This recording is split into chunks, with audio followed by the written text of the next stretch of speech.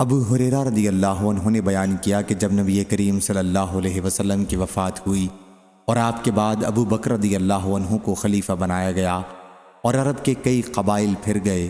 ابو بکر رضی اللہ عنہ نے ان سے لڑنا چاہا تو عمر رضی اللہ عنہ نے ابو بکر رضی اللہ عنہ سے کہا کہ آپ لوگوں سے کس بنیاد پر جنگ کریں گے، جبکہ حضرت صلی اللہ علیہ وسلم نے یہ فرمایا تھا کہ مجھے حکم دیا گیا ہے کہ لوگوں سے اس وقت تک جنگ کروں جب تک وہ کلمہ لا الہ الا اللہ کا اقرار نہ کر لیں۔ بس جو شخص اقرار کر لے کہ لا الہ الا اللہ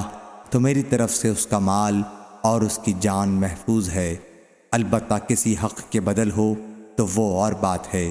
مثلا کسی کا مال مار لے یا کسی کا خون کرے، اب اس کے باقی اعمال کا حساب اللہ کے حوالے ہے۔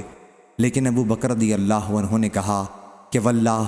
میں تو اس شخص سے جنگ کروں گا جس نے نماز اور زکوٰۃ میں فرق کیا ہے،